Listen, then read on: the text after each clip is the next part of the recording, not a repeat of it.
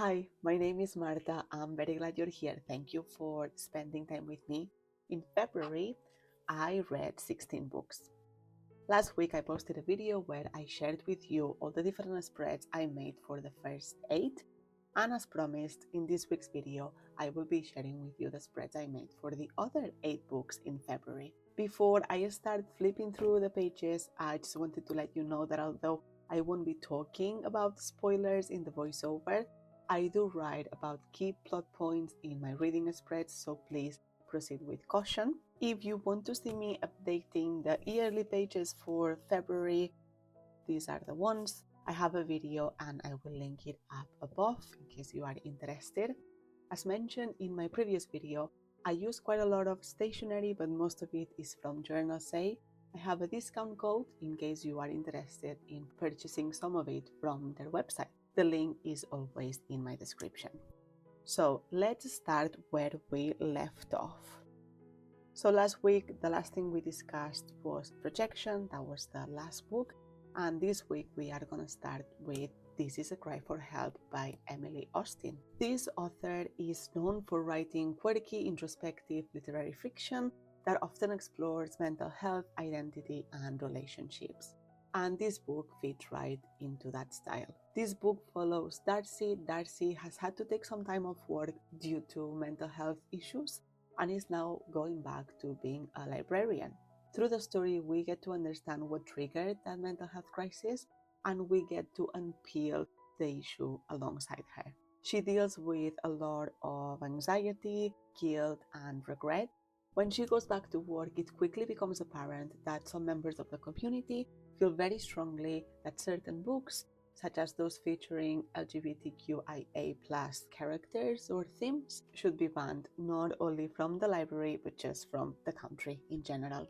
They are very vocal around it, and throughout the story, Darcy tries to navigate the situation and defend intellectual freedom and access to information as best as she can. What stood out to me the most in this story is the relationship Darcy and her wife have. There are a lot of interactions between the two of them in the book, and these interactions are carried out in several different ways, but there is this consistency of care and respect between the two of them that felt so mundane, but also so special, heartwarming, and wholesome. The story blends humor with more serious, introspective moments, so it feels both relatable and a little bit raw at times. It explores themes like mental health, as I mentioned, relationships, and what it means to try to find stability in your everyday life. I enjoyed this book, however, it is my least favorite Emily Austin book I've read. I gave it 3 stars. I don't know if you're able to appreciate it, but there's 3 stars here. I have read We Could Be Rats recently, and I've also read Everyone in This Room Will Someday Be Dead, and I enjoyed those two better than Is This a Cry for Help? Next one is The Examiner by Janice Hallett. This book is a mystery told through documents like text messages, emails, and essays. It follows a group of 6 students in a brand new multimedia art course. From the very first page, The Examiner lets us know that something might have gone terribly wrong with the course and its students, and he would like to get to the bottom of the mystery. As the story unfolds, you get to piece together what really happened by examining all the evidence. The book was very interactive, and it almost made me want to put some popcorn in the microwave and start eating it as I was reading all the drama that was unfolding. There were quite a lot of plot twists sprinkled throughout, and it had some jaw-dropping moments. I really enjoyed the experience of reading this one. I gave it 4 stars, and in the summer I read The Appeal by the same author, and the two of them are very similar in the sense that the mystery is told in a similar way. So if you've read The Appeal and enjoyed it, you might want to consider picking up The Examiner, and the other way around, if you've read The Examiner, you might be interested in picking up The Appeal. Next one up is If You're Seeing This, It's Meant for You. I have this B here because This book I read it as part of the Buzzword Readathon I am participating in this year. It fulfilled the February title prompt. This book was different from everything I've read so far, and that is a big compliment coming from me. It is considered literary fiction, but it also has touches of horror, and there is a mystery to uncover. The book explores TikTok as a social media platform, even though they never say the name, and the phenomenon of influencers, hype houses, and what it takes to go viral. The story starts strongly when our main character Dana, a 39-year-old woman, finds a Reddit post from her partner. In the post, her partner is asking for advice on how to break up with her, basically. In light of this crisis, Dana reaches out to a guy she has not seen in 20 years. He owns a mansion in LA that used to be very well known and featured in prominent movies, but the house is now falling apart. He wants to turn it into a successful hype house run by young influencers, and he wants Dana to manage them. The mystery comes when we learn that one of the influencers went missing a few months ago, and no one really knows what happened to her. Because of the mansion element and how decrepit it was at times, the story has very interesting gothic vibes. It had very serious moments, but also very absurd ones. I gave it 3 stars, and even though I enjoyed it, I just wish the characters had a little bit more depth to them. The next book is Intercepts by TJ Payne, and again there's a B here because I've read it as part of the cover challenge for the Buzzword Readathon. It fulfilled the February prompt. The Goodreads description for this book is very coy, so I want to be careful as to how much I share in here. Just for your awareness, Goodreads only says the government wanted to unlock hidden abilities in the human mind. They put subjects in extreme sensory deprivation. All the test subjects went violently insane, but the research continued. Today it has been perfected, almost perfected. That's how Goodreads describes this book, or the synopsis for the book. And this book leans into psychological horror. It does say a horror novel in here, I don't know if you can see. And it has a really unsettling premise. It follows a character who runs a program that involves human experimentation. And as the story unfolds, things grow increasingly tense and uncomfortable. The focus is less on jump scares and more on the creepy feeling that something is deeply wrong. It explores themes like control, morality, and the limits of what people are willing to justify. This book had me hooked. I had a great time reading it. I just wanted to say that it had very explicit depictions of body horror, so please keep that in mind if that is a no-no for you. But me, I had moments where I had to keep covering the bottom of the page so my eyes wouldn't betray me and jump there straight away. Before picking up this book, the cover and the title felt a little bit bland to me, and that's what's kept me from picking it up earlier, but I'm very glad I did. I gave it 4 stars. The next book I read is The Year of Magical Thinking by Joan Didion. I've been meaning to read this author for quite a while now, and I'm so glad I finally did it. In a way, this felt like a very harsh introduction to her, because this memoir felt deeply personal and emotional. I feel like I got to know a person, I got to know this author for the first time as they were experiencing grief, which is a very bizarre and vulnerable place to be. And I'd argue that oftentimes when we are going through grief, we don't really feel like ourselves.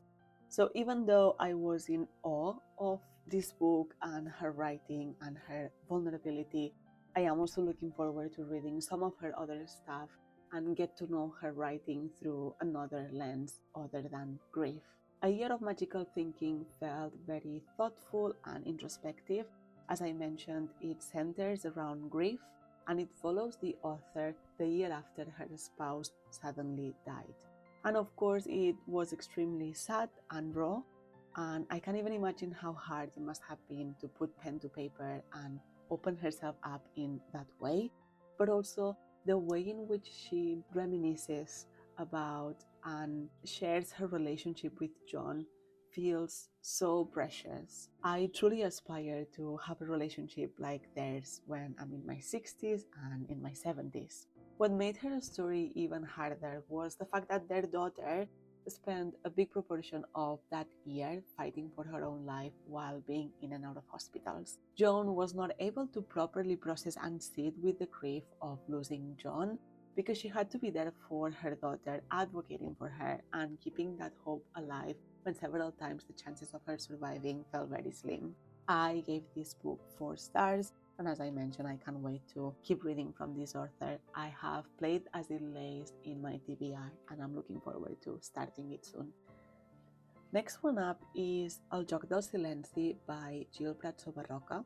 This is the debut novel of a Catalan author, and funnily enough, he is from my hometown and his parents live in the same street as my grandma. The book came out last year and has been extremely well received. Everyone in my family has read it, so I felt like I was missing out and I also had to pick it up. This is a mystery novel set in the Pyrenees, and it follows a family that has recently moved to a small town. The wife is keen on starting from scratch, and we know that she's hiding a secret. Something happened that forced her to leave Barcelona and move to the mountains. When the book starts, we know that their young daughter has been kidnapped, and every chapter describes a whole day as we get closer and closer to the kidnapping. I read it very quickly and it kept my attention throughout. However, I was very disappointed by what the author chose to do for one of the story plots. Without going into too much detail, he approached part of the mystery through a mental health lens. And that mental health lens was highly inappropriate and deeply inaccurate, further damaging and adding to the stigma the people that actually live with that mental illness experience on a day-to-day basis. That was a very unfortunate choice on his part, and there was no rhyme or reason to it other than using mental illness as a plot device. Looking back on it, I will be talking down a star on this one. Alright, and then we have the last two. So first of all, we have The Villain Edit by Laurie Devore. Goodreads describes this book as Emily Henry meets Fleabag, and I don't know about that. I love those two reference points, and I found The Villain Edit very underwhelming. The main character is a not so successful romance author who decides to go to The Bachelor with the aim to revive her career. The premise sounded good to me. I've never watched The Bachelor, but I dabble in reality TV shows, and in my opinion, this book, this idea, this concept did not work. The story looks at reputation, perception, and how easily narratives about people can be shaped and manipulated. And I am interested in those topics. I think they are important and relevant areas to explore. But unfortunately, the characters didn't feel real to me, and I didn't manage to get into the story because, frankly, I didn't care much about what the outcome of the story was, what happened to the characters. I found most of the plot predictable, and it didn't have that addictive feeling that reality TV shows have on me. So I gave this book 2 stars. And finally, we have Good Morning, Midnight by Rhys. As I was setting up my reading journal earlier this year, I was watching press interviews for the movie Hallett, and either Paul Mescal or Jessie Buckley recommended the author Rhys. I never heard of her, but I added a couple of books from her on my TBR, one of them being White Sargasso Sea and the other one being Good Morning, Midnight. This was an interesting one that actually has grown on me since I finished it. It came out in 1939 and it is considered a classic. It is a quiet, introspective novel that follows a woman living in Paris as she reflects on her past and navigates a deep sense of loneliness and disconnection. There are a lot of self-sabotage elements throughout, and she consistently puts herself in these situations that could be considered unsafe. The story is very character-focused, and we are constantly in her head, and it has a strong emphasis on mood and atmosphere rather than plot. It explores themes like isolation, identity, and the memory, and the writing has a very raw, almost stream of consciousness feel at times. It's the kind of book that feels slow and reflective, inviting you to really sit with the characters' thoughts and emotions. I gave it 3 stars. And then we move on to March. So that's it for February. In summary, let's go back to February. So these are the 16 books I read in February.